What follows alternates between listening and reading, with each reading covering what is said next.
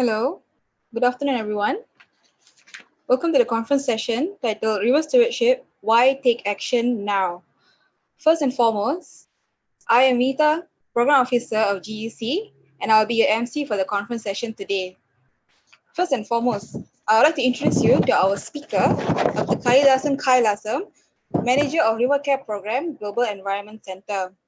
Having over 20 years of river ecosystem management experience through stakeholder engagement, Dr. Kalidasan is currently the River Care Program Manager, where he coordinates GEC's work on lake and river management, pollution control, and disaster management, as well as environmental education program. A pioneer in civic science and community-based river management in Malaysia, he has developed various river, water, solid waste, and disaster management projects. He also developed river auditing, river ranger, smart ranger, flood ranger, and Dr. H2O programs, and has published more than 30 papers. Since 2002, he has consistently been appointed as advisor, trainer, or panel in a variety of initiatives, committees, and activities by various government departments, local authorities, private sectors, and civil society. A warm welcome to Dr. Kali.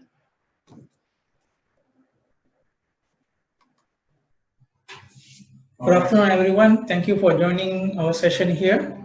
Okay, so bear with me for the next one and a half hours about river stewardship, why take action now, and especially why now, under COVID-19 and so on. These are the flow of our presentation. Obviously, I will introduce who we are, Global Environment Center.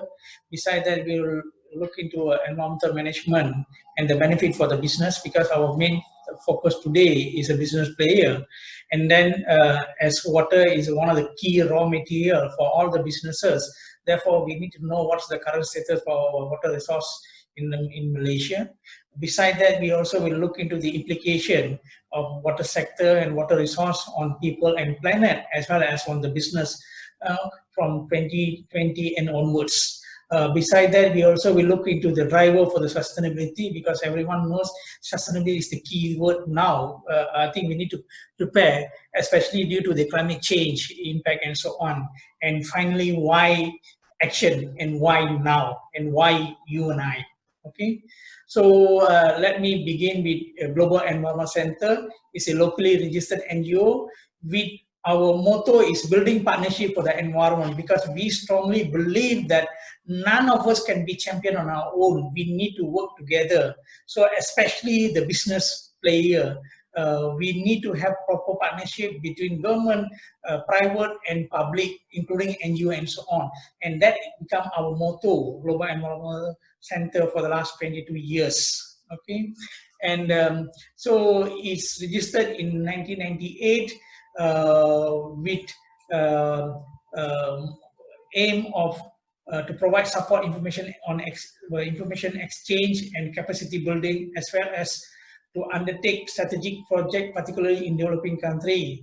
And our aim is to work with partnership with other like-minded agencies worldwide. Okay, and under GEC, of course, we are a non-profit organization with tax exemption on donation since 2007. And currently, there are 4 main programs under GEC. River Care, where I come from. Besides River Care, we do have forest and coastal. We are the global player on peatland program. We have a lot of projects almost in 9 different countries besides Malaysia. As well, we have outreach and partnership program under GEC. Okay, so within the River Care program, our tagline is very simple, catchy. River Care, we care, because you and I have to care, because we are the custodian, we are the stakeholder. Therefore, you and I have to come forward to work together to care the river. And why river? Because that is the main source for water, which is vital, which is a most important raw material for all businesses, be it from the manufacturing, even to the electronic chips, from the agriculture, even for recreational, spiritual, obviously for domestic as well. So therefore, our motto is River Care, we care, because we want everyone to come forward to care for our important water resource for the country. Okay, our mission is to promote the protection, restoration, and sustainable use of rivers by enhancing multi-stakeholder participation as well as knowledge to stimulate local action. Because uh, we strongly believe that at the end of the day, the local action is vital to tackle the issue with a vision of to have a clean, healthy, living, and vibrant rivers. Obviously, there is a wide range of area that River Care program working on now. Besides protection and conservation, we also have various projects on restoration and rehabilitation, and also on the river monitoring, especially the community-based river monitoring. We are the pioneer on that, and also we conduct a lot of education and awareness program, as well as advocacy, and also capacity building and other education program.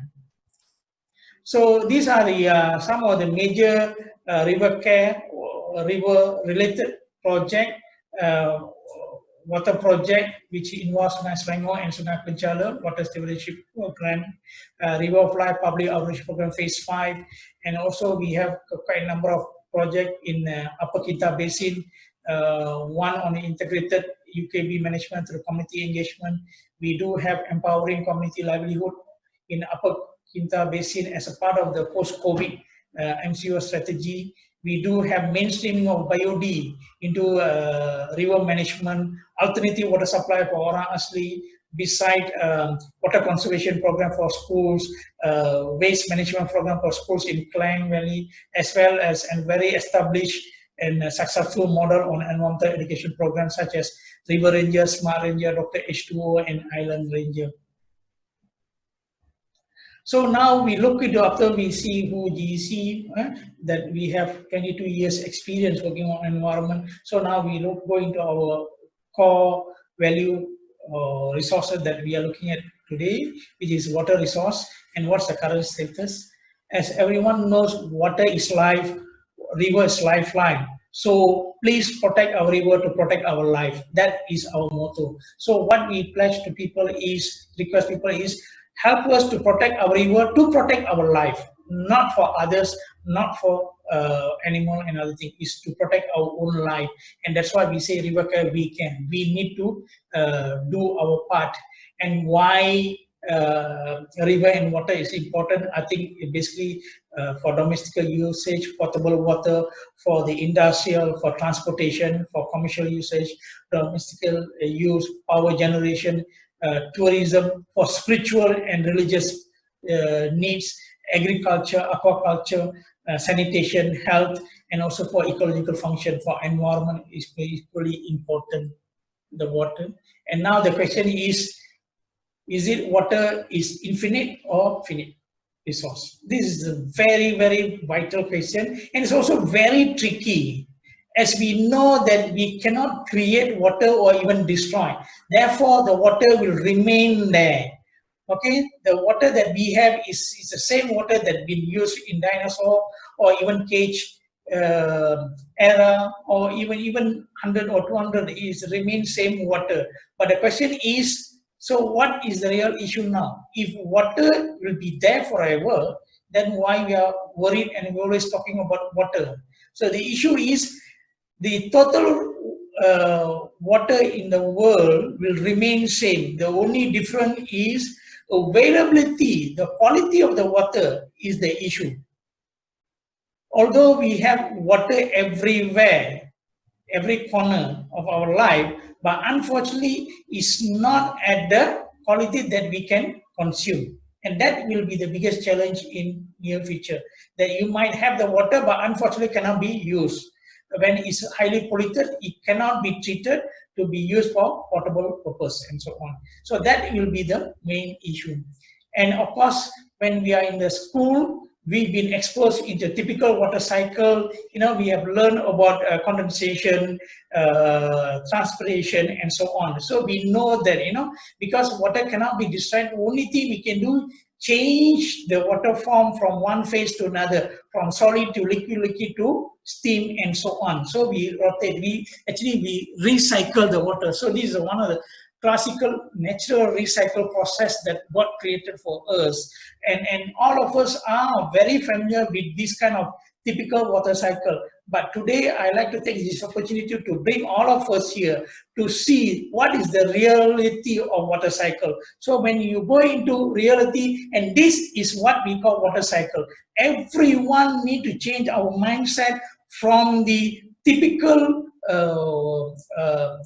paper base to the reality. And this is what we are talking about, water cycle in real, which is a water connection, that whatever we do, wherever we are, is all interconnected and is so close until nobody can see how close water cycle to our day-to-day activities. And if we see in the cycle, it says that anything we do, from the food that we eat, from the clothes that we wear, all the day-to-day activity have significant impact. It actually, in fact, is a part of the cycle. And therefore, this is the key thing for people to understand. And if we can translate this and change into layman terms, it means what? River is our source of drinking water. 97% of our potable water coming from the river is one of the highest in the world. So basically, whatever we do in our backyard, it will have an impact on the river, and basically it come back to us through the process of what they call water treatment and so on. But again, in simple process, we are recycling the water that we discharge or we through this. So therefore, everyone have to understand our responsibility, that we play our role to ensure that we do understand this reality water cycle, that we are part of the cycle, so that we know that we need to care whatever goes out from our home and also from our factory. So you could say that we are using our raw water for the manufacturing and so on, but ensure that whatever goes, the effluents that discharge from the factory, your factory, actually become a part of this water cycle. So therefore, we cannot say it's no more my business, okay, because it already go out of the thing. Because here in the cycle here, you can see it's coming back to us soon or later.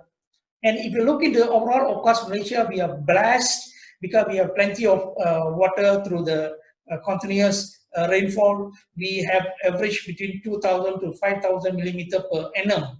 Okay, and if you look into the total storage, we have 990 billion cubic meter. That's a lot. Okay, and all this rain and storage of water is become a source for life for our 189 main river basin or river system, and also become the source for 2,986 rivers that we have in our country. Yeah? And as per our knowledge, we know that all civilizations start from the river. So river always have played a major and important role in shaping and influencing the development of a nation and also the culture of its people. So you and I cannot run from this fact and so on. And in Malaysia, especially, all major towns are located within the or beside the river, and that shows how important river to our nature development and also our culture and so on. And we call everything is connected through water connection, and that's a very important process. Okay, and as I said earlier, the total number of rivers in Malaysia and so on, so 2,986. Okay, so when we look into this water source, where the drinking water come from, so this is one of the gray area that public are not aware. Not only public, even industrial player not aware that where is our main water source, where it come from. So a lot of people think it's come from the dam. Actually, it's not. Now, when you look into the chart that showed in your screen, it only 16% coming from the dam. More than 3/4, which is 82%, are coming direct from the river. And this is the facts that we need to understand, that when our water source coming from the river and the river is not clean, it will have the impact. And if you look into that, what caused the river pollution is you and I.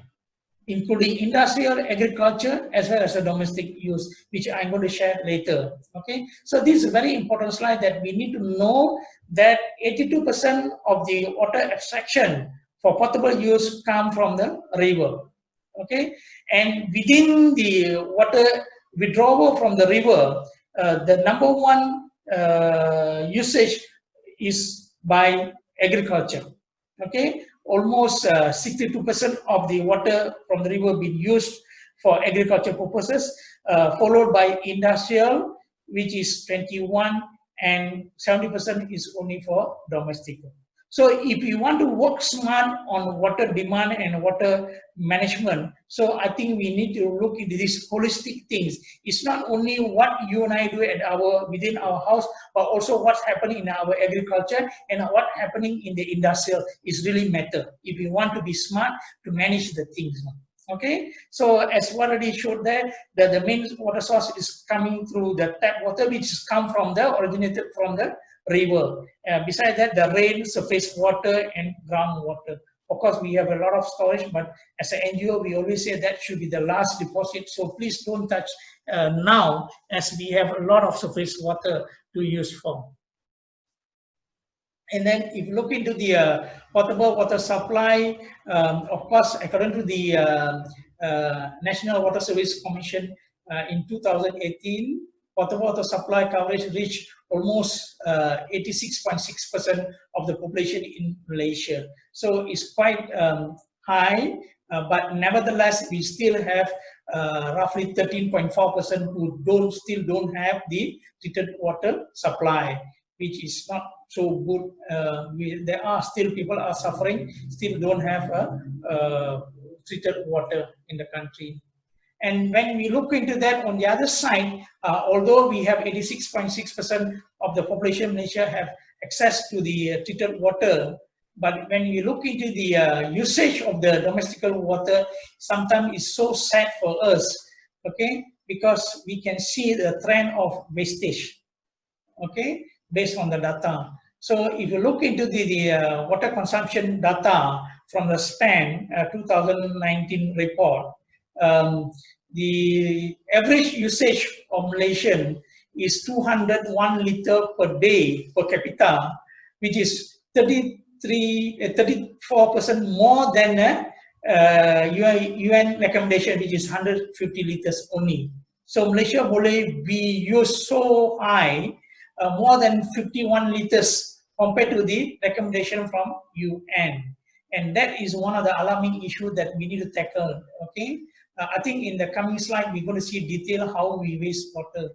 And in terms of the overall water, if you look into that, in 2018, Malaysia consumed almost 9.6 billion liter per day, not per year, per day, no? 9.6 billion, which out of that 60% of the volume being used for domestic household. That is alarming. If you can recall earlier, I said that when we talk about withdrawal from the river, we said domestic is the lowest. The highest was the agriculture, followed by the industrial and domestic. But when you look into this consumption, 60% is for the domestic household. This is really alarming and very, very threatening when you look into the sustainable water management in future. And when we compare this to 2017, it means the additional 233 million liters, okay, consumed more in 2018 compared to 2017.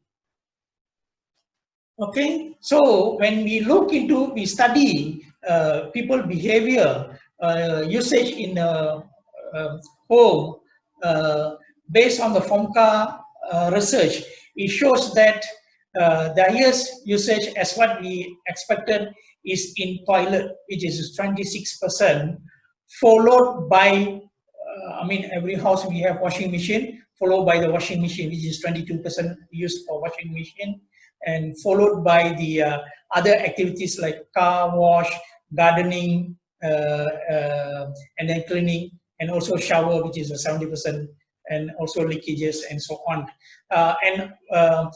From GC, based on our own research, water auditing for the schools. No, I mean GC have conducted almost 2 years detailed water auditings on water usage in the schools in Malaysia. We found almost 50% of the water being used in toilet, and more than 3/4 of the water being wasted for no reason. Okay, just because people are not aware and don't and always taking water for granted. Okay, so now we look at the implication of this water sector, water resource on people, planet, and businesses. Okay, so before we go into detail, we look into that. As I already said, that 97% of our water comes from the river. So therefore, we need to understand what is a river. And unfortunately, most of people, Malaysians, are not really understand when we say river. Because what you and I see always, especially in the urban area, we see concrete channelized river. So therefore, we need to understand natural river. First thing, people need to understand that river is a living entity.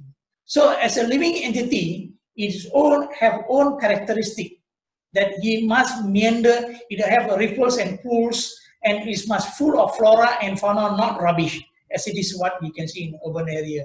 And also we need to understand, as a living entity, river have its own voice of the stream, and also have ability to filter the water, to cleanse the water, and so on. So we have cleansing power and so on. So this is very important, and of course we always say that to know whether the river is healthy and to ensure that there will be a continuous water supply from the river, we have to always measure the health of the river. So one of the ways is just listen to the voice of the stream and so on. As you can see in the photo there, he is my mentor for the environment, Uncle Ben from Denmark. He practiced that, from that he can tell the water is healthy or not. Okay, okay. Although we say that's a natural river, but reality is different. That you and I can see. Of course, we can always say colors of rivers. Although we know the actual color of water is colorless, transparent, but unfortunately everyone knows there's always a color into the water, what you and I can see, be it whether in urban or suburban or even rural area. Okay, so you can see for your own eyes all these things. And some of the issue why we have these colors of water is because we face a lot of issue, either because of the demand, water demand, or the pollution, and also because of the climate change impact and so on. Okay, so Malaysia is not a lack of problem related to water and river. I think we can see almost every day. Okay, so now we look into the based on the mitigation report, this is at a global level. It's predicted that within 11 years, nearby half of the mankind globally will be facing water scarcity. Almost 3.9 billion people worldwide, include those in Asia, which we are part of that, will be affected. And we are talking about not 110 years, but we are talking about 11 years only. And you'll be coming a time where you and I, now we are complaining so much that we don't have clean water, all this thing. But do you think in 11 years time or near future, do you think we will have choice to choose between A and B? Or are we heading towards that we are giving no choice and no option rather than to have it B as a part of the water supply for us? So it's everything up to us. River care, we can. We decide, okay, whether we want A to be the source of the water in near future or B. Are we going to eliminate the choice that we have as it is now? We can choose to have clean river. It means ensure the clean water supply and so on. So this is what the choice that we have. But locally, based on the national study, okay, review of national water resource study, based on 2 studies, you can see that these are the top 10 issues that we listed, and on the latest study on water resource governance final report 2011, we have 4 main issues, and one of the issue in both studies is clearly indicate that water pollution is one of the main factors we identify. that our country are facing. And obviously, I think everyone will agree to that, because you always face the problem on that. So now if you go one by one on water demand, obviously water consumption is increasing in line with the increase of population. Of course, nation population increases, definitely we need. But the issue will be demand exceeded the supply or availability. So people, and you look into these growth on water demand in Malaysia is at 4% every year, and is projected by this year will reach 20 billion cubic meter. And as what we already say that 97% of our fresh water, water supply come from our river, and we need to understand that because the demand is keep going, so therefore we need to look into alternative water supply, or we want to be smart rather than just increase the availability or the supply aspect. Should you and I look into demand management as well? As I mentioned earlier, we tend to waste a lot of water.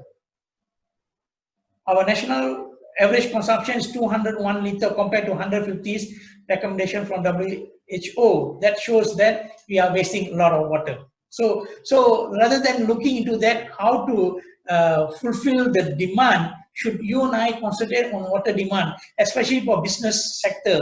Is when you talk about water demand, you're also talking about cost saving for you.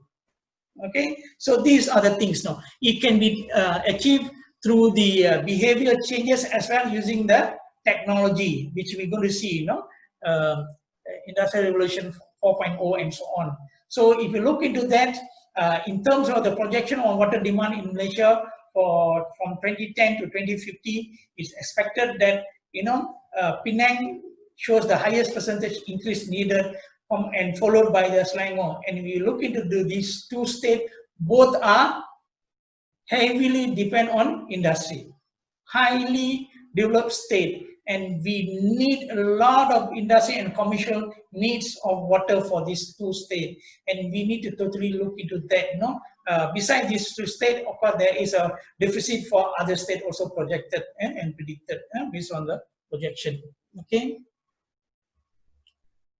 So that's number one, water demand. So whether we have enough water, definitely we have enough water. We have 990 billion cubic meter storage, no issue. So, but the main issue that we are facing, in fact, what we went through for the last 2 months, is not so much on the quantity, but quality due to the pollution. Okay, contamination of the water body and so on. Because a lot of people don't understand what the relationship between water pollution and water supply, because they think the water supply comes from the dam, when we say that the main abstraction comes from the river. So therefore we need to seriously look into the river pollution and so on. So if you look into the water quality trend in Malaysia from 1991 to 2018, so these are the trends that is a fluctuate between things. So now the latest for data that we have for 2018, from the 638 rivers being monitored by DOE, okay, it shows that only 56%, which is 357 rivers, are considered categorized as a clean, whereas 50% or 50 rivers, which is equivalent to 8% of the monitored river, is being categorized as a polluted, whereas the balance 36% is slightly polluted. And when we look into the detail of a source of pollution, these are the main three sectors: business sector, as well as agriculture and home or residential. So when you look into the parameters, actually the three main problematic parameters is the BOD, suspended solid as well as ammonium nitrogen. Okay, so that shows that all of us, we need to really alert about this point source and also non-point source pollution to our river. Okay, so that is the water quality. Now we look into the shortage quantity now. Okay, of course, even though earlier I said that Malaysia will be blessed with plenty of rain, but due to the climate change, now the raining pattern already changed now. Okay, so that is alarming. People like me who really worried that raining pattern have changed, the density is changed. So if you look into that, and now even though it's always predicted that 100 years rain return and 50 years, but now what we are facing is one of the highest in our recent history. You know, it's happening quite frequent. So, and on the other hand, we also have a lot of drought scenario. We are facing that. Okay. So what happened that due to the climate change and other thing that the per capita availability of water is decreasing. Okay.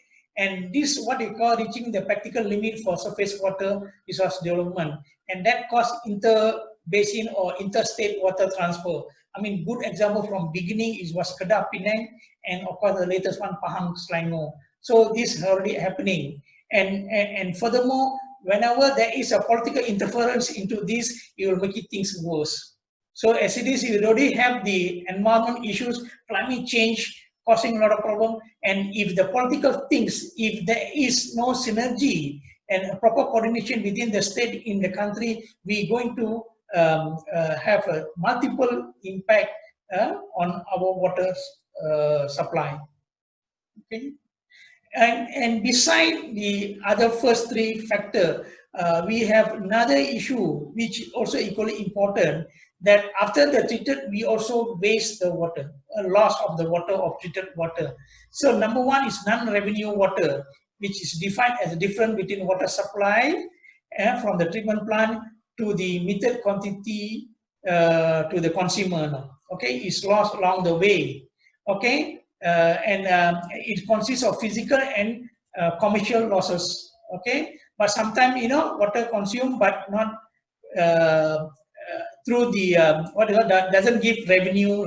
Okay, either people do illegal connection, theft, and so on. The thing that, so which is very high in Malaysia, which is if you look into that, average is 33.9%. It means for every 100 liters that be treated and comes out from the treatment plant, 33.9 liters is goes missing. Such a waste. Okay, and beside this NRW, we also have a lot of wastage in the home, and estimated around 50% of the wastage in the home is happening at bathroom or toilet. Okay, so we need to learn how to consume and on water consumption and also conservation of water, potable water in residential as well as in the business and agriculture sector. Okay, and obviously climate change make things happen, and you and I have to understand climate change is already here, is happening. Okay, it's not prediction, it's not going to come, it's already happening. I think that's a fact that everyone will accept. Okay, and when you look into the impact of climate change, it is so close, so bad until nobody can expect how serious it will be. The climate change is not only, we are talking about water, but also on food production. Industrial will be badly affected, as well as the ecosystem, and also on the extreme weather. I think we are facing drought as well as the flood. Okay, so this is really cause massive problem. Of course, there's a lot of study shows that how many billion we are losing because of the climate change. Loss in the production on agriculture as well as from industry due to the climate change and so on. Decrease in the water availability, as well as on the other hand, we are also facing the rise of sea level, which is caused threatened to the major cities in the world, especially island and seaside and so on. And the other issue, as what we mentioned, we said at the beginning of the presentation, water is not infinite. Okay, so we need to understand water is most precious natural resource that we have, and it's essential for the economic growth. Okay, and we know, I strongly believe that all ladies and gentlemen who are joining our talk today, that none of the company can operate without water. Okay, so that it also can also have largest short-term financially caterpillars consequences if you don't look into this issue. Okay, and also predicted the biggest strategy on water risk manifest is lost opportunity to grow and build revenue. So if you look at the chart that at the bottom of the screen, it clearly said that I believe more than 50% of that is because of the missed opportunity, loss of production and or access to the market and growth opportunity due to the water quantity and quality issues, or lack of social license because of the water related issues. Okay, this is important. So so it's not only we lose but also miss opportunity because greater impact on that. Okay, and as what we have mentioned, example, a bottling company may not able to expand in a market, key market, due to the community competitive over the limited groundwater and so on. Okay. And to summarize the overall key challenges that we always see, especially with the Malaysian context, Malaysian perspective, that river being perceived as a what you call disposal channel, okay, rather than as a living entity, and that is one of the key things that. So that's why in the early presentation, as a natural river, we need to perceive river as a living entity. Okay, that's number one. Number two, water resource sector in Malaysia is dominated by the water supply and flood control engineering. We fail to understand that, in order for us to have water supply, continuous water supply, that we need to fulfill the characteristic of natural river. We cannot have full concrete channelized river because the characteristic of natural river, the plants and also the substrate is also playing a part on the natural filtration. That's how nature can look after a cell, and therefore we need to understand this. And obviously the complexity of the current policy and legislation, there's always conflict between federal, state, land and water come under the state jurisdiction, and there's always a problem on that. And most of the rivers are not being gazetted, so that anyone can encroach, anyone can develop and build anything, and also discharge anything into the river. Okay, and obviously there's also, although there is some partnership happening, but we strongly believe that still not enough or insufficient on the partnership among the government, private sectors and public. So whoever listening from the private sector today, you need to understand that you have a role to play, that we need to work smart for our own benefit, okay? Because without water, none of us can exist, okay? And of course, the other one is we have to understand a proper definition for stakeholder concept, that river stakeholder is not only human being but also flora and fauna. So we have social obligation to protect the river, not only for water supply, for our businesses, for our domestic use, but also for the flora and fauna. Environment have equal right for the water as much as we do. Okay, and obviously the other key challenges that we face in Malaysia is enforcement and monitoring, and always the mindset of people that we always prefer curative solution rather than the preventive measures. That is another issue, and obviously political scenario as well. Okay, and when we look into the security of water resource and why we need to secure that on water management, we must always understand that we need to understand the stakeholders, as what I mentioned just now, that the water is not only for people, but also for the food and also for the industrial and others, but equally also for the environment. Okay, so we cannot be so selfish that we only talking about water for people, water for food, and water for industry. But we also have to understand that there is a need for environment too. So there must be environmental flow or basic flow that need to ensure that flow through our river system all the time, not to keep ourselves in the dam, so for our own usage without or by ignoring the needs for the environment, because we will have the impact at the end of the day. We will still face the consequences of our own action later. Okay, so now you have seen the problem and so on. Now we go into the environmental management benefit for the business. So we go into these. So when we look at it, I believe a lot of us have seen this diagram about environmental management, which describe more the environmentally responsible and encompassing approach to business decision and business activities. No? So we always look into the 4 level, okay, tiers. Of course, the highest one as an organization, that you need to have green policy, set the environmental policy, commitment and target. Okay, and then in order to have this, you need to ensure that the other level, including the purchasing, procurement, is all in place, so that people strictly follow that.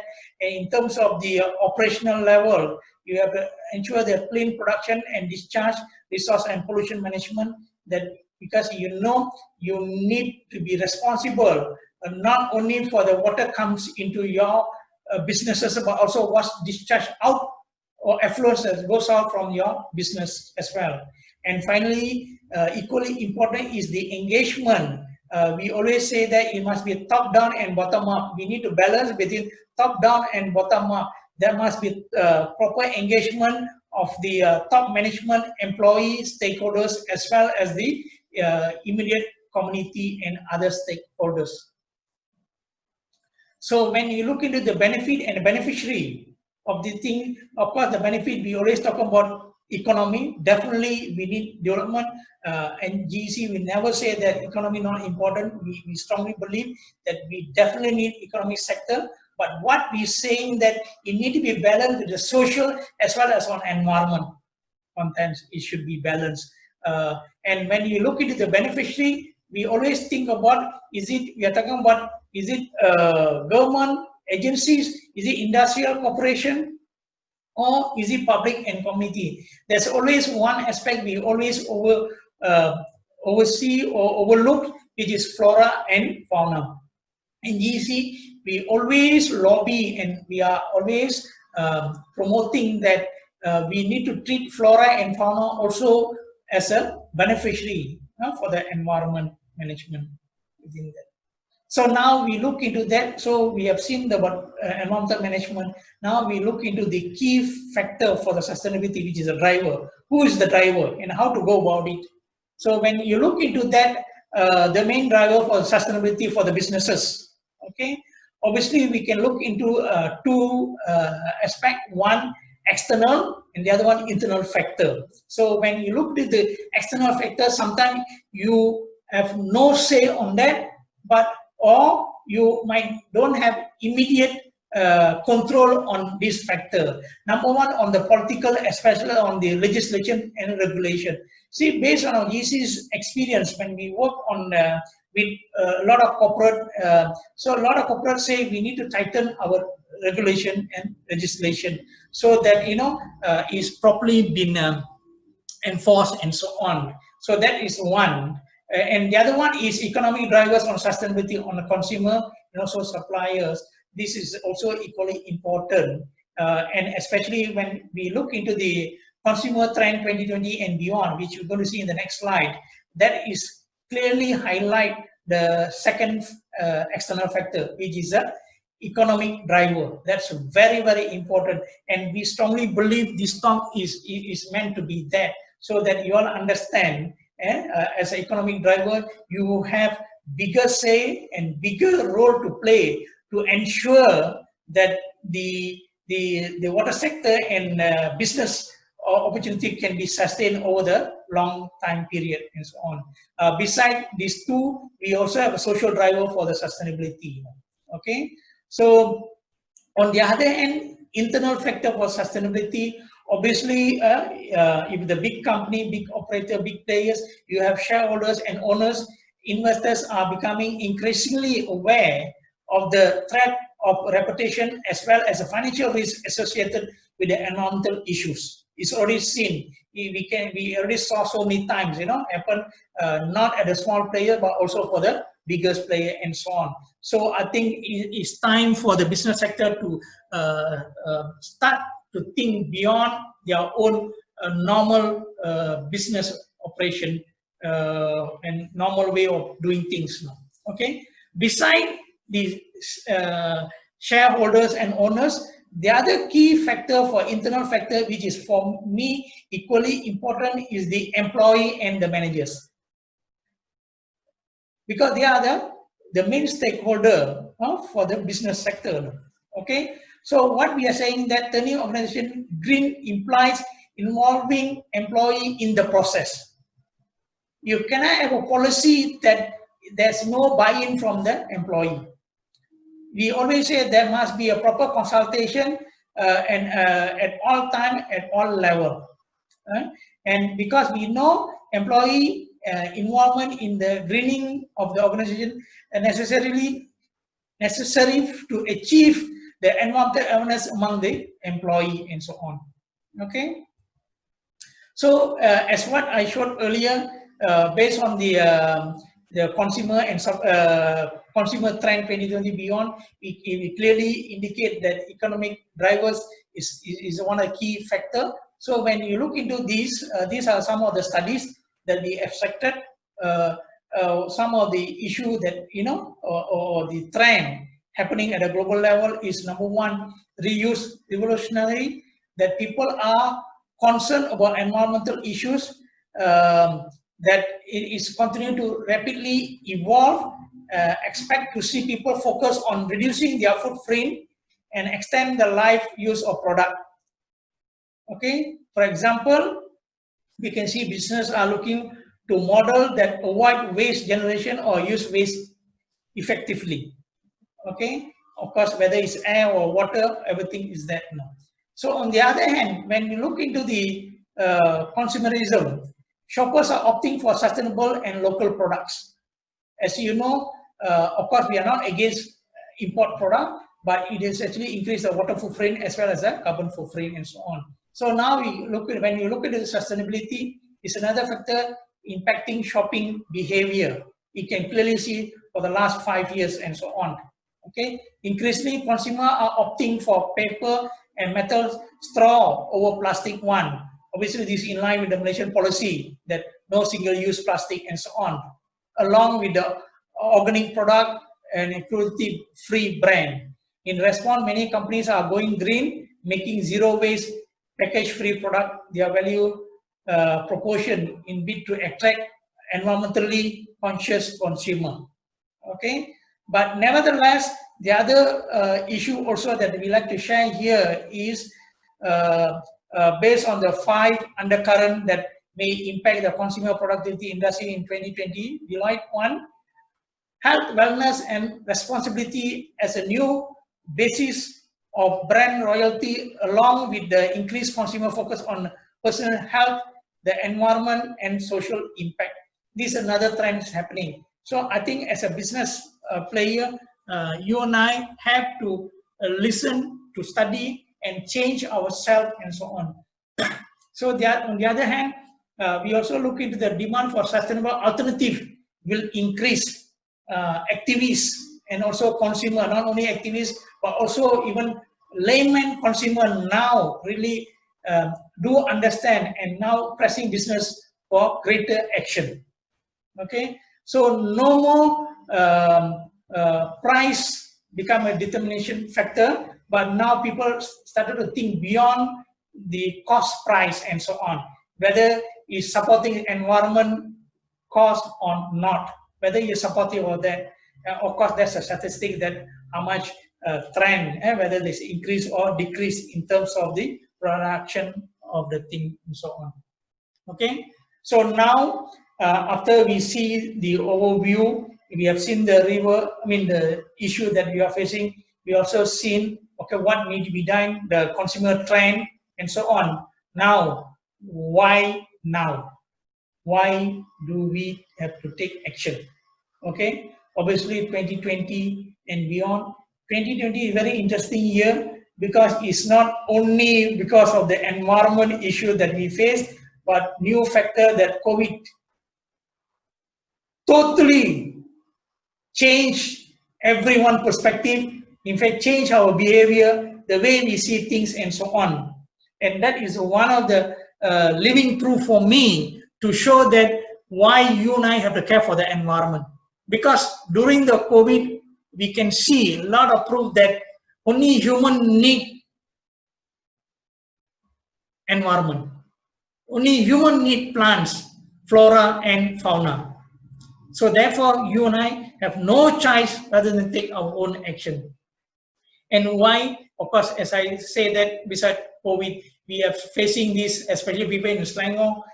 We've been exposed, given an extra challenge to do exercise, increase our adrenaline and so on. Okay, because of the water shortage, due to the river pollution, happen from time to time.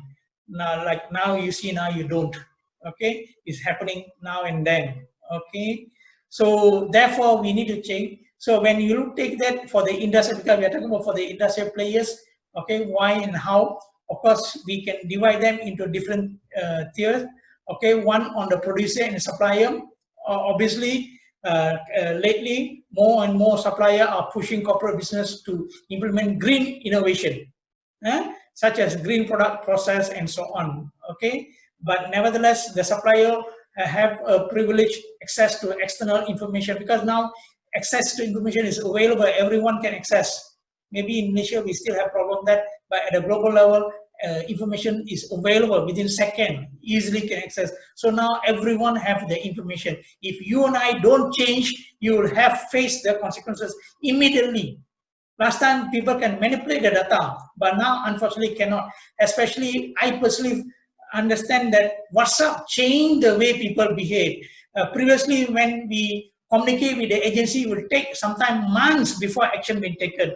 But now it's just a matter of within minutes, sometimes action be taken, because it's improved the way we communicate and also put people in wrong limelight in the public eye and so on. So that is things happening now. So that is very important. So now with the access to the information, so you and I, whether you like it or not, need to change. So that actually indirectly the pressure from this will actually help organization to improve its environmental impact, because at the end of the day, ROI is important return of investment. So you invest, if you don't have sales, and then there's no return. Okay, and now consumers have a bigger say, they have a lot of demand, so we need to comply to the need of the consumer and so on. And when you go into look into the manufacturer, of course, National Policy for Industry 4.0, strategic enabler. First, funding, infrastructure, regulation, skill and talent, and technology. So when we talk about technology, what the key thing we are talking about is access to smart technology and standards. In fact, under the which we're going to show in the next few slides about water transformation sector 2020-2040, one of the key we're talking about is the Industry 4.0. Okay, in fact, we are actually linking all the element into the IT perspective. You can see that the Malaysian government are very serious into that. In fact, currently they are developing the roadmap to transform the water sector in the country. Okay, standard compliant fosters interoperability of the system, both nationally and also internationally. Yeah, it's important to support value change, optimize resources, and also improve productivity. And the foundation, which is a consumer, obviously now with the access to the information, making things easier for people to understand with the knowledge, superior knowledge. Now people can perceive the values, which is become a critical success factor in today's competitive marketplace. Okay, so people need to understand that consumption perspective and awareness with regard of the environmental issues is increasing. Basically, the studies in the UK shows that I don't know why only female. I don't know why male are not so caring for the environment. What female consumer respondent that 79% of the respondent agreed to pay up to more than 40%, okay, if the product is proven green compared to the one they are currently using. So it means they're willing to pay more if the product is environmental friendly, supportive the green initiative and so on. I hope the men also can be equally sensitive like female in UK. Okay, and of course, organizations which do not adopt green practices or which try to exploit green movement to increase sales are exposing themselves to the consumer boycott. It's already happening in other countries. It's just a matter of time in Malaysia. Okay, and now when we say take action, so it's not only look into the trend of the consumer, but also to look into the internal factor, as we've seen that the employee awareness of that.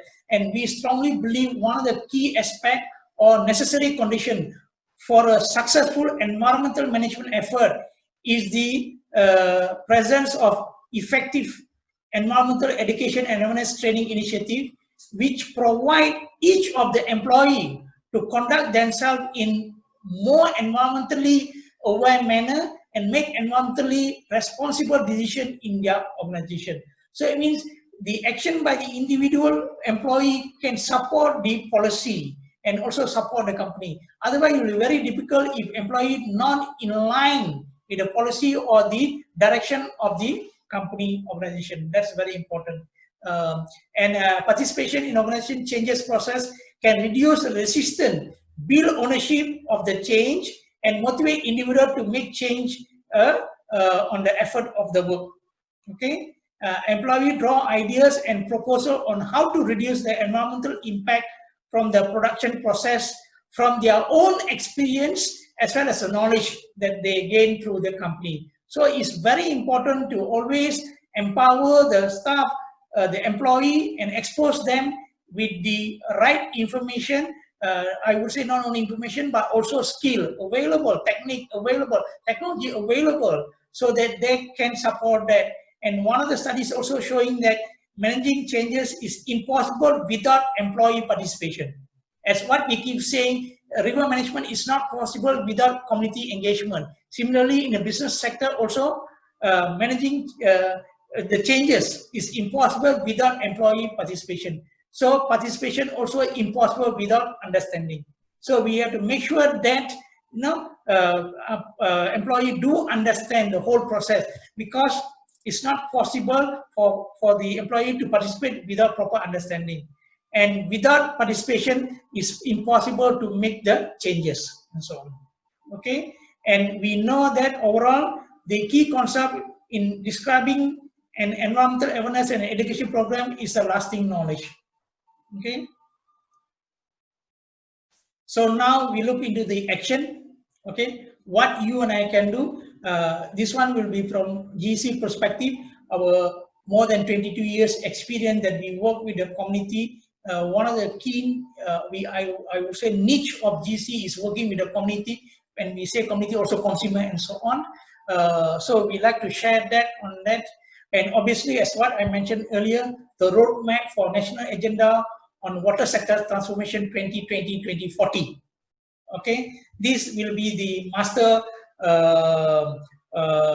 framework for the country on the water sector for the country.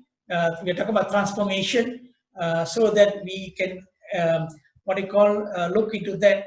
And one of the key things that I really love about this water sector transformation 2020-2040 is, as I say that most of us in GC, we involved in this field for more than 20 years.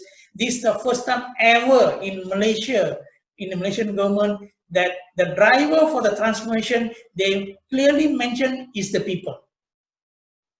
So whatever we shared earlier, whatever we mentioned for the business, the employee, is what we are putting, I mean, not we in GC, what the Malaysian government are putting, the driver is the people.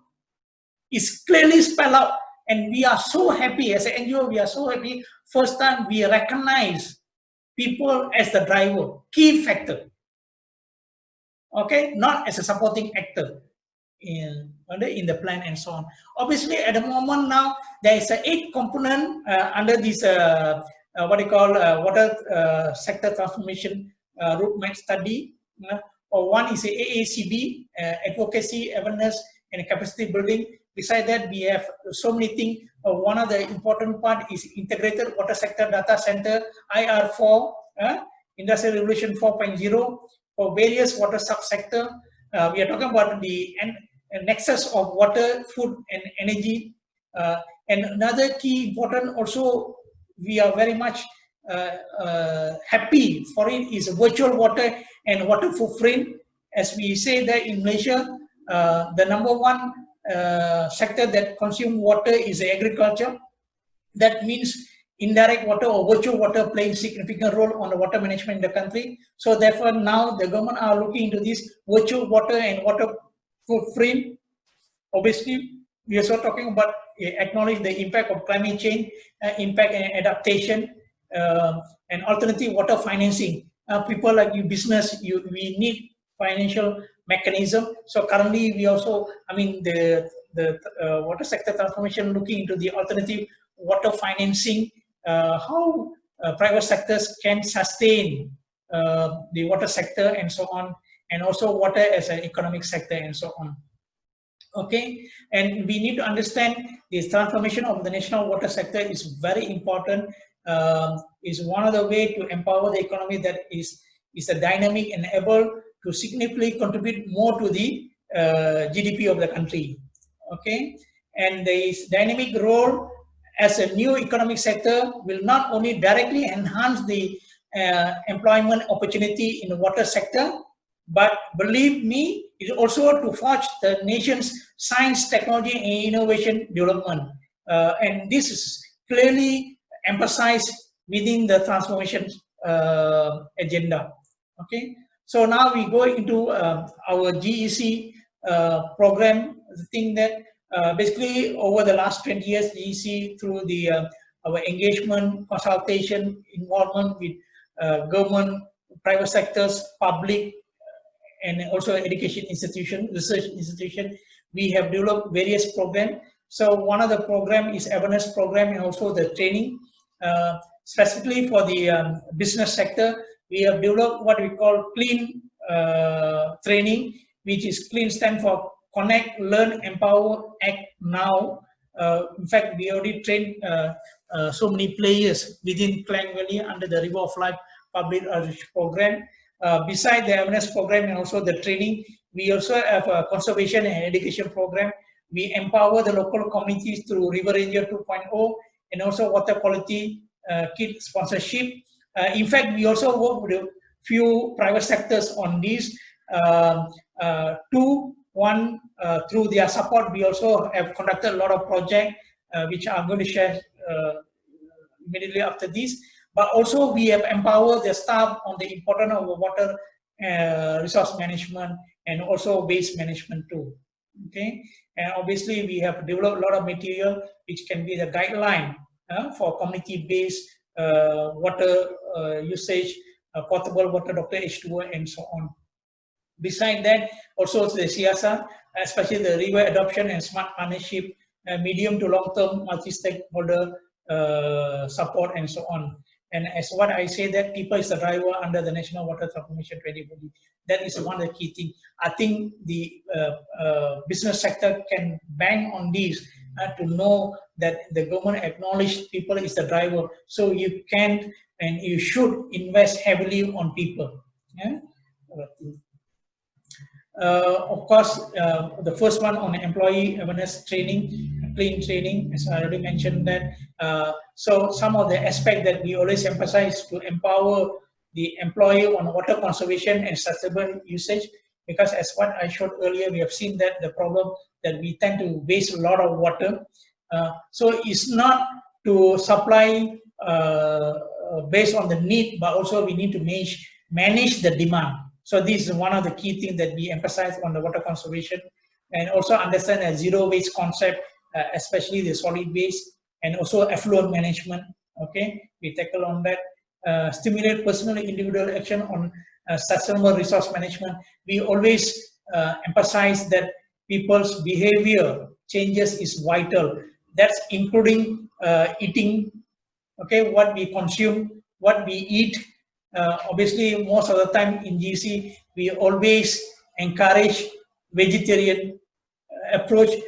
It's not because of what, but because vegetarian menu always have a low carbon footprint and low water footprint. So that indirectly help the environment by reducing the pressure on water resources, the need for more water and so on. Okay, and also support industry role on environmental management. And if you look into that, these are some of the key things we always mention when we talk and we deal with the business community on the commitment and initiative. We always try to link whatever initiative that we're coming to GC, that whatever they do, they should link with the SDG. So that is a value added for everyone. And you know that like our country have to do the reporting every 4 years once, we need to do that. And these are the info that I think currently I personally was involved on the SDG 6.5.1 when we prepare the report. One of the few elements that also they always ask, how about contribution from the private sectors? So if any private sectors, any business community that you have done something for this kind of thing, actually it can be reported under national reporting. So I believe that will be some credibility, what you call acknowledgement for the what you call your business also. Okay, if you say that you contributed to the national agenda, because this report will be sent to the UN. Okay, representing the country and so on. I personally have included a few private sector that we are working with the knowledge that we know they are very genuine and do that. So and one of the issue that we face in that committee is most of the time government agencies not aware what are the private sectors are doing coming to this kind of activities, which can be value added for you in terms of the visibility for the factories, for the business sector and so on. So when we talk about commitment and mitigation, we can divide into two, as what we always said earlier also, internal and external. And we are very particular that we need to balance. A lot of people always look into the external because it gives mileage. But what we say that before you look into the external, please look into your internal issue. So some of the key issues that we always emphasize is about effluent management, water management, waste management. Okay, before you talk to people, teach others, make sure your house in order first. Okay, so so GC is not someone is like a consultant who accept anything. We want to ensure that whoever we work also complying to the standard and also practice what they preaching to others in terms of green policy and green practices and so on. For the example of an external activities, it could be a river adoption program, river monitoring committee outreach, and also sharing and so on. Of course, all the activity can be linked with one of the 17 SDG goals, because we strongly believe that all the 17 SDG goals need water. Okay, very unique water. Okay, so these are the breakdown at what we showed earlier. So we move on. So when you look into the internal initiative, due to the due emphasis must be given to the environmental aspect within the HSE. Okay, example, promote waste management and water management, BMPs within premises. Example, some of the simple cheap tools yet very effective is water timber, rainwater harvesting, industrial on the waste. Okay, industrial waste management, treated discharge and effluents. Now lately, after the incident of Sungai Selangor, Sungai Gong, industrial is in the wrong limelight. So I think now public are very alert. So they already started to monitor the effluents from the industry. So I think it's time for all the industry players to put more effort to ensure that they comply and the thing. And also you have to ensure that you also need to know when you say comply, not only to comply to the DOE standard A or B, but also be sensitive to the carrying capacity of the river. Although sometimes you might comply to the standard A or B that's set by DOE, but unfortunately, you are not doing good thing for the river. So you must understand on the social obligation, not only to the people, but to the environment, including the river. Because why? When you don't look into the carrying capacity, your effluents, although complying to the standard, is still giving problem or damaging the river ecosystem, cause the death of the living things in the river. Okay, I think at the global level now, people are even looking at that one. What's the impact for the environment? What are the impact on the aquatic life in your river basin and so on? Obviously, maintain the whatever BNP that you have, and of course the green certification and so on. Obviously the ISO and so on. But what we say that it's not only getting the certification and keep to yourself. Make sure it's practices. Okay, all the time. When you go into the external initiative that should be planned and included in the operational budget or external budget for CSR activities. You know? And we always in GC always highlight to the corporate funder or business sector that maintenance of the maintenance cost for the BMP cannot be considered as a part of the external or sustainable initiative in this context. That should be internal budgeting, not as part of the CSR and so on. So when we talk about the engaging and supporting the surrounding stakeholder, which could be a local communities, education institution, lead to the river basin management instead of the river management. So look at the bigger picture, because a lot of people say, my factory is not next to the river. Mine is few kilometers away, but bear in your mind, your drain is connected to the river. Like the issue we have Sungai Gong, actually it's not direct discharge into the river, but it goes from their, you know, when they wash, you know, the surface water goes into the drain, from the drain goes to the monsoon drain, and finally ends up in the water intake of Sungai Gong.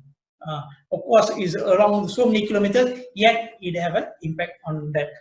Okay, and showcase a good BMP. Anything good you do, please share with others. Okay. So, of course, obviously there's so many examples, but I like to share with one of our main partners then that we work. You can see that like Heineken, these are the some of the in-house work, as I say, internal and external. These are the example internal activity. So they have a policy on protecting water resources, on the wastewater treatment. They have a proper technology. They upgrade the technology to ensure they comply to the requirement and so on. Besides that, the key priority for them is number one, minimize environmental footprint, mainly focus on the protection of the water resources. Number two, a reduction on the CO2 emission in the production line, as well as to make sustainability central to the entire business operation. And in terms of the, it's not only on their main production, but also they look into the supply chain initiative. That also equally important. Sometimes maybe you might comply, follow the, you have the green policy and so on, but unfortunately not your whole supply chain. And that is very, very vital as well. So if you look at that, they have a clear plan on the pre-production, production, as well as on the post-production. And for us in GC, we always think that all business players must have all these things to ensure that. Okay, some of the other example, without naming who are the people, example on the waste management, rainwater harvesting, reduction on the water usage by installing water timber and so on. And on waste management, obviously recycling, upcycling. Of course, in GC we have 4R2C, rating, reduce, reuse, recycle, and compost and closing the loop, and also composting initiative. I believe all companies, factories, you have canteen which you can practice composting, because study shows composition of the waste, 50% of the waste composition is the organic base, which is the food leftover and so on. On the other hand, when it comes to the water and river related activity, you can do a lot of river water extraction, my drain day, because as I said, drain is the key important part of the river. So ensure your drain is always clean, and we also can introduce the wetland factor, wetland plants as a part of the filtration system, river basin management, river cleanup, river bank beautification, and also community garden, so that to improve the ownership, to enhance the ownership of the public, and also can monitor the river and river adoption, and also can support the river monitoring of your nearby community. It also can go into your CSR report. As you know, CSR report now, we also want input from the nearby community. So these are one of the easy way for you to engage, okay, and support the good cause of the public and on the river. And of course, our corporate outreach, example like Spark Foundation, they have MRCU, mobile river care unit, which to educate the thing. Of course, with HSBC, they also have their own river monitoring supported the community. These are the corporate outreach program. And these are the core business, like in the water project. In fact, they supported the river rehabilitation from complete concrete channel lines to what concept called river within river. By doing this is improve the water quality and also improve the biodiversity of the river. So now life back into that. These are the serious things that you can do when come to river rehabilitation. These are support. And of course, beside that, we also have like Maybank, group risk, CSR support, which supported the community garden and so on. Deloitte also supported the community on the community garden monitoring. Okay, and also can support in terms of the tools that needed for the river care, and also the material and so on. Okay, so these are the tools that to reconnect. I mean, business sector can play important role. How public, how to reconnect to the nature, and not only the community but also their own employee, to reconnect the nature by knowing your river address, river monitoring, water conservation, and so on, river education material. And you can see in the in your screen, there's a lot of link been shared with you, so you can download all the module for free from our website.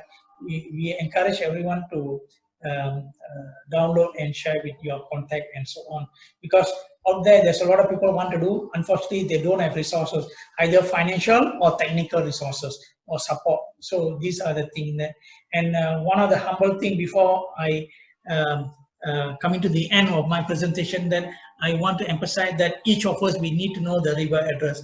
You and I need to know, number one, what's the river name that flowing behind our backyard, behind your factory, behind your office, and so on.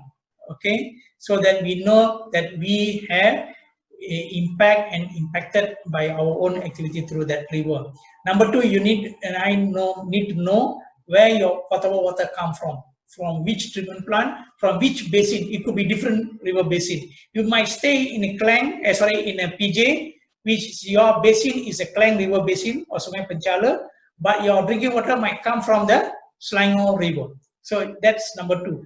One, you need to know your river that flowing next to your premises. Number two, where your drinking water come from. And number three, when you flush a toilet, where it ends up. Because why? Pollution also problem for the river and so on. Okay. And CSR and smart partnership, of course, we can work with the government, private sectors, and community, and this is smart partnership.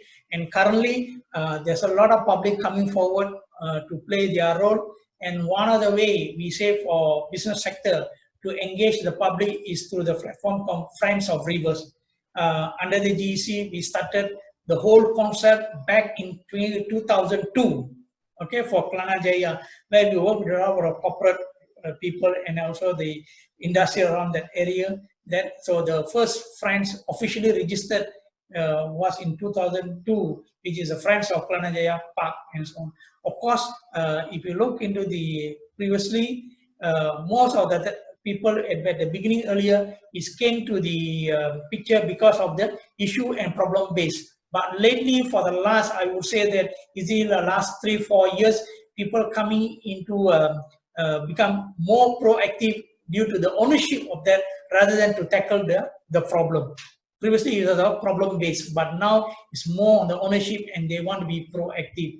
Obviously, we have so many friends coming up, and also a lot of industry also coming slowly, closing the loop with the community and supporting slowly. And this is one great opportunity for company to support the good cause. And I want to end up with the example of Friends of Klang River Basin that initiated last year officially. It's a community network. At the moment now, we have 32 communities and is still counting. We want more people. And these 32 communities are sitting within the Klang River Basin, from the upstream until the Port Klang and all these things. And these are the least, and definitely they need support. No matter where your factory or your premises is located, definitely there will be some community. And there's a lot of GC receive a lot of calls from community. How can we play our role? What kind of support we can give? So if the corporate if willing to come forward, we can link with you so that you can play your role as well through the friends of the team. Okay, so we have seen overall from the water resource, okay, the issue that we face, how to manage, and focusing on what role the business community can play internally as well as the external, what role you can play. And finally, we come into the conclusion part, and we strongly believe that continued clean potable water supply is essential for the business sector on the sustainability part. To sustain, you need this, whether you like it or not. And of course, we have seen the consumer trend in 2020 and beyond towards sustainability production, and end product will continue to influence the business direction. So is either you want to change now or dismiss totally out of the business and so on, and move towards a more sustainable approach to business is essential if organizations are to compete in a reality of limited resources and interlinked ecological system. And of course, as I said, the water transformation clearly mentioned people is the driver. Similarly, for the business industry, employee is the key factor there. Employee awareness is the key to a sustained environmental policy at the workplace and at a larger organization. And obviously, the employee also part of the larger community group in the country and so on. Okay, so basically these are some of the reference. Of course, we can look into that. And finally, our vision, Global Environment Center under the River Care program, our vision we envisage to have a clean and living river again. That's a very important, not only clean, but also living river. Okay, riverbanks are covered with a native vegetation and home to many native animals, not host for rubbish and alien species. Number 3, people live harmoniously with the river, not damaging. So we need to learn symbiosis, how to live symbiosis with the river and so on.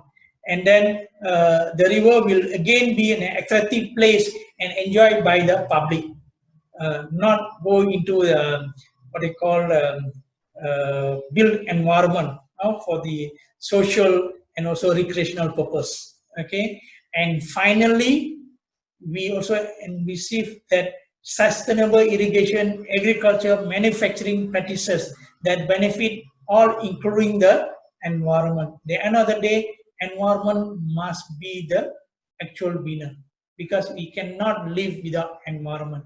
Water is life, water for life, river care, we can. Thank you, God bless.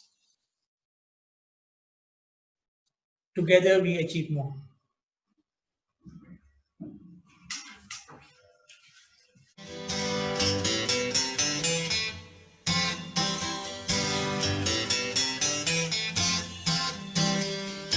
What is a river basin?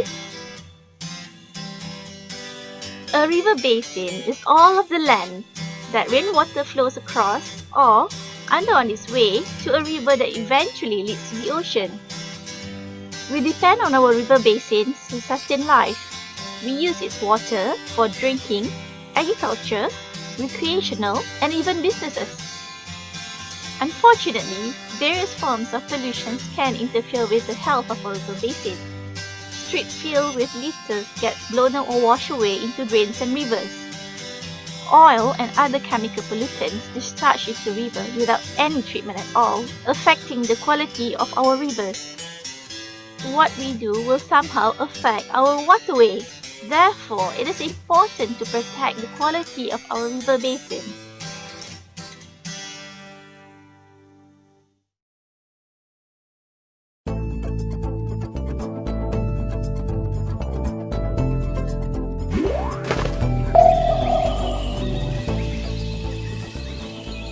Do you know which river basin you're living in? You know what street you live on and what state you call home, but do you know where you live ecologically? Your river basin is one part of your ecological address. A river basin is all of the land that rainwater flows across or under on its way to a river that eventually leads to the ocean. We all live in a river basin. To identify which river basin you belong to, you need to find out your river address. It starts with identifying the nearest drain located to your home. Next is to identify the nearest river that receives the drain water. Find out also if the first river leads to the second river. Follow the river flow until it reaches the ocean. You also need to know where your drinking or tap water comes from. Knowing where your local water supplies will help you to know any possible threats the water supply faces. Know what the community is doing to protect your water supply.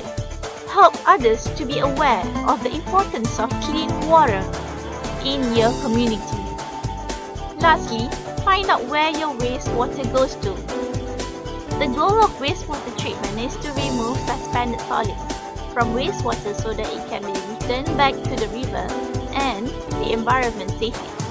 Be aware of any threats that may cause problems to your wastewater treatment, and be aware of your wastewater treatment plant's effort to provide safe environment. Remember, it is important to protect the quality of our river basin. The health of your river basin depends on your action.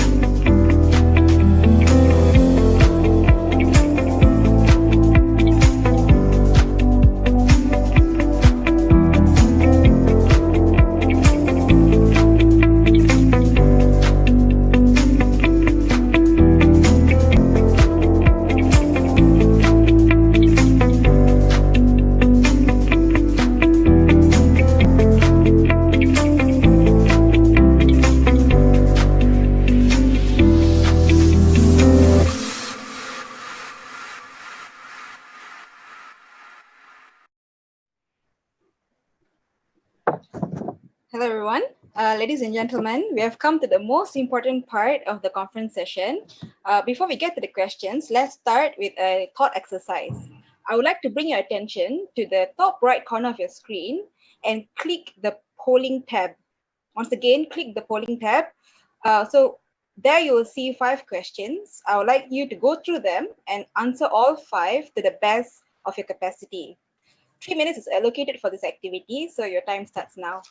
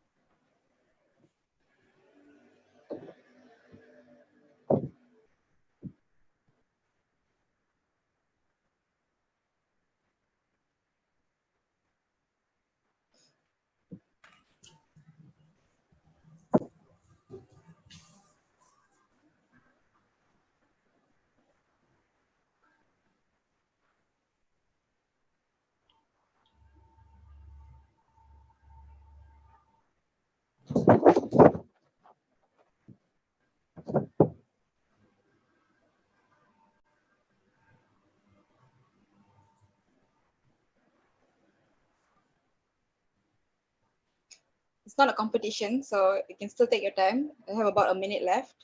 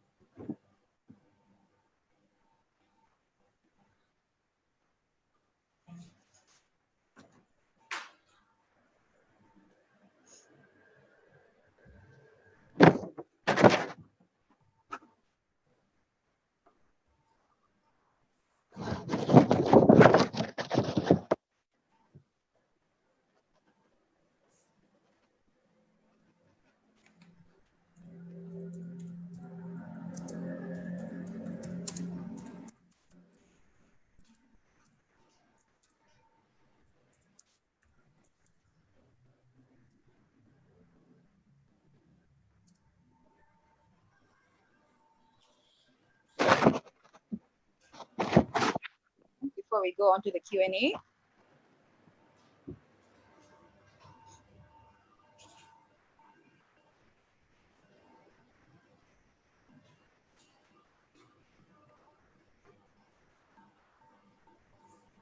Five seconds. All right. Thank you very much.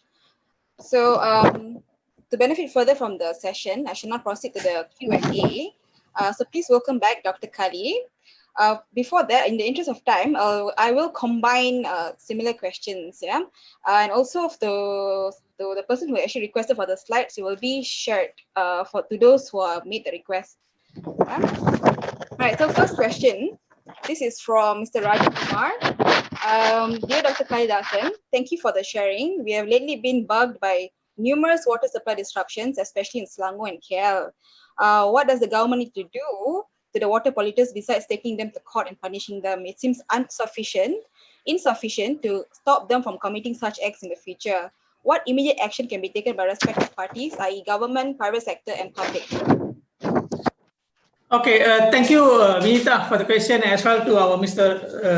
Raju Kumar for the pertinent questions, which is really become hot topic lately due to the issue that we are facing, no water supply in Selangor and KL. I think what can we do or what need to be done is based on which sector you are representing. I think first I would like to start with the government. Although there's a lot of policy and enactment is on place, but nevertheless, it's a time for us to revisit certain clause in the policy or in enactment. One of the key things I like to highlight here, or GC tried to lobby over the time, is please relook into the clause saying that, you know, when the polluter been proven or charged in the court, there is a fine. But the issue is not the fine, but the issue is there's always clause saying the maximum penalty, fine. Obviously, they increase from 500,000 to 1 million. But again, the main issue will be it's about maximum, but there's no clause saying what is the minimum fine. And that's why, as a polluter, I don't see any issue, because it's up to the judge to decide how much he should fine me, you know, if I'm the polluter. So previously in the Sungai Gong issue, the company been fined only 60,000 ringgit, even though the clause said maximum 500,000. So now what is the key thing when we say about the enforcement?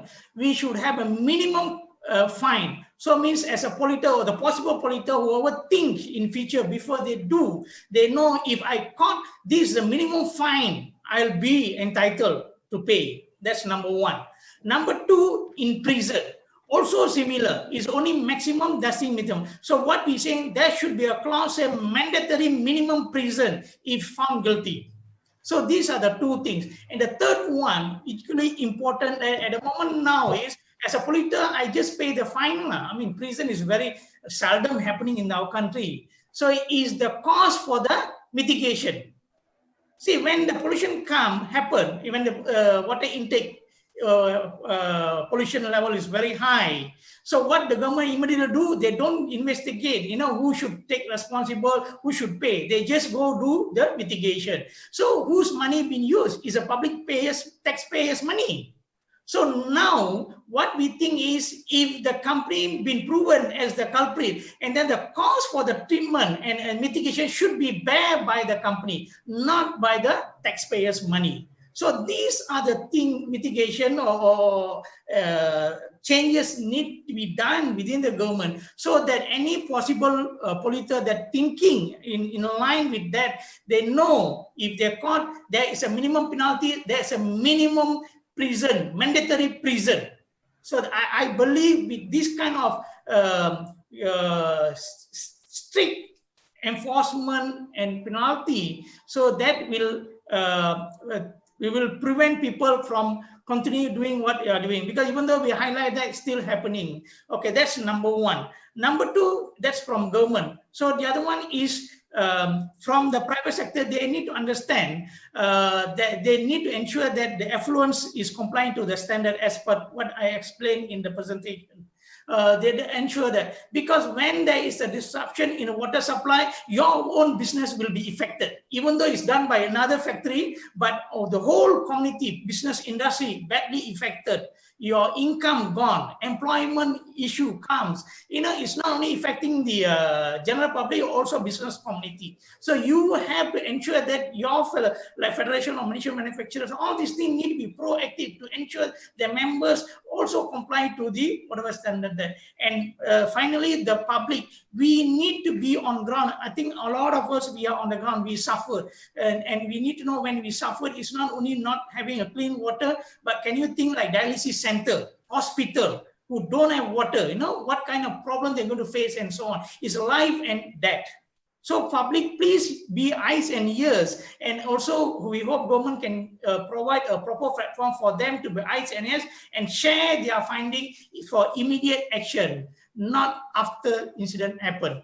So these are the few things that quickly need to be done. And one of the things finally, if we want a permanent solution, we need to uplift this water resource from now, wherever we are now, to the national security. We need to treat water resource, water supply as a national security, put under the National Security Council. Therefore, everyone can bulldoze anything, you know. So currently, yes, we know land and water come under the state matter. So it's not easy. So when we have under the national security, so it's much easier to manage and then so to integrate and so on. So I think as a way forward, we need to treat water resource as a national security, not at the water supply and so on.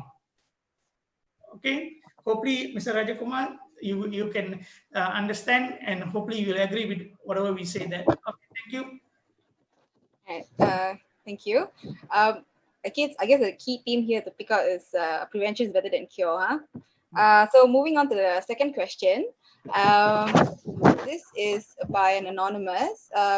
It's easier to monitor the water usage and conservation when it's an internal initiative when it comes to businesses. However, when it comes to giving back the communities, especially those who are not impacted, or those communities where the staff are formed, how can the impact be monitored? Doctor? Okay, thank you, Vinita. The question is not so clear. I believe what they meant is for the industrial player. When they invest on the initiative outside of their premises and so on. I believe that's the question. And obviously that's a very good question, because for the industrial player, everything is on ROI, return of investment. When I invest so much out, I get it back. So as I say that as a business player, beside the profit, obviously everyone go for profit.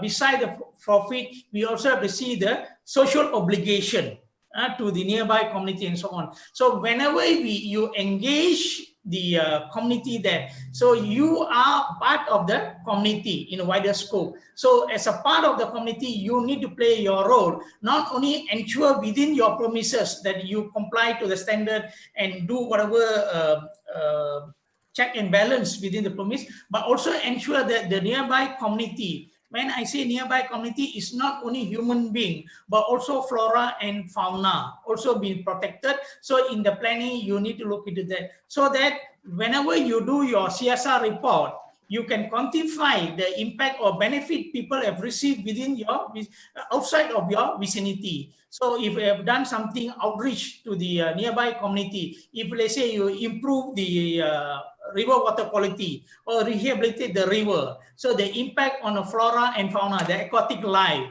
which also can be counted as the what they call impact to the society there. So I believe that is also can be return of investment, as what we showed in the presentation. Currently, the consumer already think beyond the product, okay, beyond the brand, what the company are doing, how they contribute to the green concept and so on. So I believe when in the CSR reporting and so on, if you can include, shows that your obligation, your commitment in your engagement with the nearby community, not only human being, but also flora and fauna, that will give a value added for you. And I believe personally, it will also increase the marketability of your product and your brand. Right. Thank you, Doctor. All right, so so a small drum roll before we actually move on to the outcome of the thought exercise, so the outcome of the polling session that we had.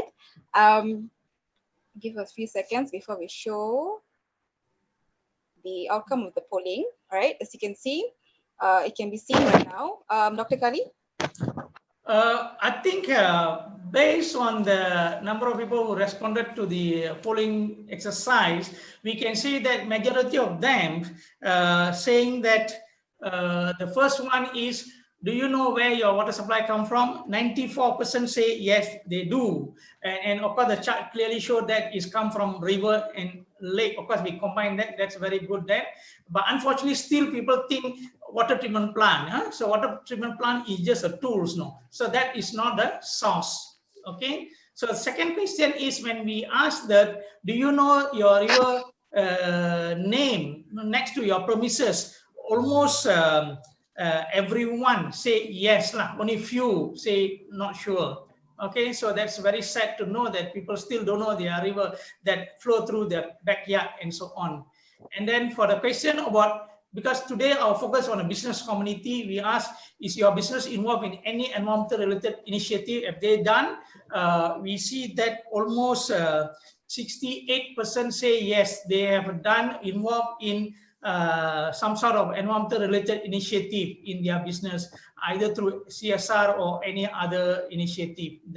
So that shows that majority of the business community really care for the environment and so on. That's a good news. Okay, but on the other hand, we also see still there are some people who have not initiated. Hopefully in near future they will also be converted into more on the environmental friendly. Next. And then the next question, are you involved in any environmental related outside of business? No. Okay, and also good news is also equally same percentage shows that they're also involved in the outside activity beside the premises, which is very good image. It shows inner willingness of the participants to go way out to help the environment. I think as an NGO, I'll be really happy to know that what we're doing activities, actually they're doing not because of the needs of the business, but beyond that. That's a very good statistic reflected in the study here. Okay, next. The last question, when we ask about SDG goal, because everyone, as we earlier said, the return of investment for private sector especially, it's good for them to relate all the activity to SDG goal. In fact, in GEC for our education program, even Department of Environment, when they do the scholar study, school program also, we ask school, everyone to relate whatever they do to the SDG goal. Okay, so when we look into that, majority they say is all SDG 6, which talking about clean water and sanitation. Okay, which is very good. But beside that, there's a few of them also mentioned about SDG goal 12. Okay, about responsible consumption. Okay, so that is another one, because as what I mentioned in the my presentation, it's not only the direct water consumption, but also indirect, which is virtual water. Whatever we eat also have a significant, because if you look into the percentage of water extraction from our river, 3/4 goes to agriculture. Okay, there only 1/4 is going to industrial as well as the residential. So therefore, we need to have a discipline in control what we consume, what we eat, and so on. And that will be what we call smart move. So we cannot work hard, we need to work smart. So ensure that it's not only a direct water is really concern us, but also the indirect virtual water, and which is also reflected in the upcoming national water transformation sector 2040. Okay, so these are the short overview of the outcome of the polling that we conducted. Overall shows that the respondent today were participated in the polling shows a very positive attitude. That's a good news. But only thing is, don't stop with you. Please share and make sure we encourage the other, our fellow colleague, industrial player also do the similar, because at the end of the day, the world is no more partitioned into the company, state, country, and so on. Now we are talking about global. A pandemic now is whole global is affected. So we cannot think anymore localized things. So we need to ensure not only we do, but also ensure others know. So we always quote that it's not what you and I do when people are watching, but what you and I do when no one is watching us. Okay. So I think that's our response to the polling. Okay. Anything else, Anita? Thank you. Right. Thank you, Dr. Right. Thank you for the brief analysis of the polling. I'm sure all of you have found it very fascinating. So we are moving on to the next questions. Yeah. Also do note that we have 10 minutes, so we won't be able to answer all the questions. We'll start. The first question is from Muhammad Tamrin. So Muhammad Tamrin, congratulations and thanks a lot to the speaker for the very valuable information. Is there any policy that we have to control housing development near the river? Dr. Kali? Okay, Encik Tamin, thank you. This is something that always puzzling people about this housing area next to the river. Even though we say that waterfront is the way forward, we need to understand that, of course, JPS are promoting that, live, vibrant river, living and vibrant river. And river need to be seen as an asset, not as a liability. But nevertheless, we also have issue on encroachment, building the residential area adjacent to the river. So I think the question that you are referring is more on the river reserve, encroachment into river reserve, setting up residential or settlement within the river reserve. It's totally a gray area. When he asked me about the policy and so on, I think to him and also the other participant that we like to highlight that we need to think beyond policy. It's not about so much about the policy. We might have the policy, but how about the act and enactment is the taring is that act and enactment, not policy. Policy is just a reference, no. Okay, so now some of the policy that is on place currently, which can be looked into this residential development within the river area adjacent to the river, is number one is WASIA, Water Service and Industrial Act 2006. We also have for the state level like LUAS, we have LUAS enactment 1999, and obviously for the overall under the local authority, of course all need to get approval from the local authority. We have Street Drainage and Street Drainage Building Act 1974, which is very important.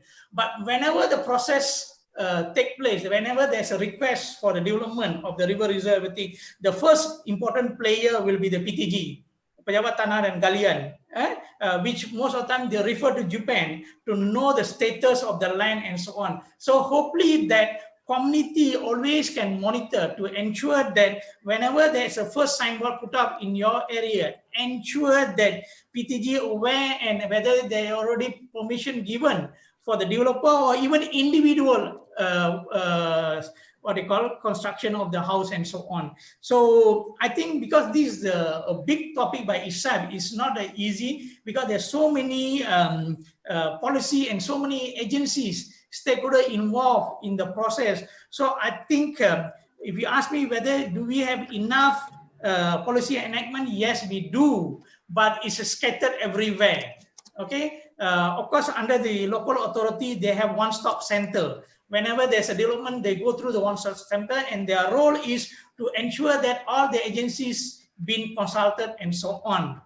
Okay, but if you ask me personally whether it is effective at this point, that is something that we should ponder upon, and I believe there's a lot of room for improvement on this. Okay, I think that will be my response to his question. That okay. Right. Okay. Thank you, Doctor. Now moving on to the next question. Yeah. This question is from Azin Azmi. How can community contribute to River of Life aspect where current situation water interruption in Malaysia is caused by certain irresponsible capitalists? I think as what we mentioned over the time in the presentation. So currently the actual driver is the people, not the agencies, not the private sector, anything. So it's you and I. When we say people, who? You and I. But you and I could be coming from the government sector, can come from the private sector, can come from public sector, doesn't matter. But you and I as a public, because we need to be Malaysian first, as a human being. So we need to play our role. So what role we can play, as I say, can be eyes and ears. As Muslims say, Khalifah, so we are the protector.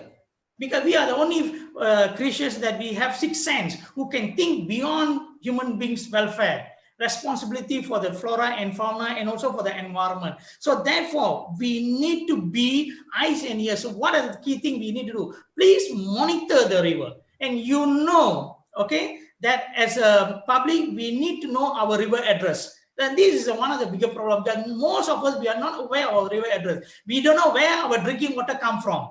We don't know the river that flow through behind our back door. We go into where? And we don't know when we flush our toilet, when we wash our, say, for example, plate, everything, where it goes. But it should go to the sewage treatment plant. But most of the houses, whenever the owner buy, they renovate and then they reconnect to the drain. From drain, go to monsoon drain and go to the river and see, So these are the things. So people have to alert and aware their river address. And I believe orang kita tak kenal tak cinta. Okay, so therefore we need to know our river address, and by knowing your river address, everyone, I believe, strongly believe that they will care. So what we do, if you are living within the water intake river, okay, above the water intake, then you can be the eyes and ears always think. So currently under the Ministry of Environment and Water, they have what you call set up unit cegah jenayah alam sekitar. The minister have announced this thing, no, which comprise of JAS, SPAN, Jabatan Bio Keselamatan, and PDRM, police as well. So I think people also can play important role to be alert. Of course, under the current announcement under the DOE, even they will willing to reward the public who have come forward and give some tips, tip off on the pollution and possible pollution by the any industry and so on. So I think his question is pertaining. The question is what is not what can I do, and the question should be should I do what are the things now. That's it, as simple as that. Just do it, no matter how small. One, make sure that you monitor the river. Second, you adopt the river reserve in your area. Third, make sure that you don't pollute your river. Make sure that the drain meant for rainwater only. Nothing should go out from our premises, whether the business premises or our household and so on. So just do your part and ensure that the rest will follow by itself. Because river as a living entity can look after itself, provided that we play our role. River can look after itself. God created in such a way. So please do our part. That is our humble request. Right. Thank you, Doctor. So I'm afraid we're running out of time. So just to conclude that particular question is that I think we can't say it enough, is that every individual matters, especially in this period of time. Also, before ending the session, Doctor, what will be your key takeaway messages? Of course, first of all, apologies to the people who asked a lot of questions. I saw in the screen there's a lot of questions. Can I just take 1 minute to answer one of the important questions asked, which I think I want to answer? He asked about the palm oil mill. Okay, whether the wastewater can be used, can be treated for the potable usage. Based on our experience in terms of the technology, yes, it can be. But will be very high cost. It could be done for the small scale, for the rural area, for the workers quarter and so on. But in practical, it's not possible. But what they can do, they can ensure that, because the issue with the palm oil mill effluents is the water and organic matter. So the water they can retreat and reuse for the non-potable usage, whereas the organic matter, they can turn it into fertilizer and use it for the planting site and so on. So that is called closing the loop or circular economy. So that will reduce the expenses and so on. So these are one of the questions that I like to ask. Okay, finally, what is our key message from ourselves here? I think the river management is a very simple rules. You and I are the driver. Don't wait for others to act. We need to care for ourselves. River care, we care. And ensure that each of us manage our pollution and also play our role to monitor that no one also above the law. We should monitor, ensure that the agencies are aware of what activities happening in their area, because maybe the government agency might say that we don't have enough manpower and so on. So the public can be eyes and ears. Hopefully government will look into this seriously, because water is the basic need of human being. We should see that water as a commodity, not only from economic perspective, but also on social perspective. That is a human right, and is our obligation to ensure that everyone have a clean, safe water for consumption, and also for our GDP, country's income, and so on. So I think, thank you, River Care, we care. Please help us to protect our river, to protect our life. Thank you. God bless.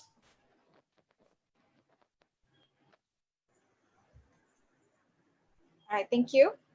Thank you for joining us today. Hopefully we live with a unique sense of responsibility to our rivers. So for further inquiries regarding our program, feel free to contact us through the listed email addresses, or directly to me, Vinita, VINITA @gec.org.my. Finally, on behalf of GEC, I'd like to wish us all the best. Stay safe and hope each of us will take action, no matter how small, in order to protect our water resource. And like Doctor said, water is life, river is lifeline. Help to protect our rivers, to protect our lives. River care, we care.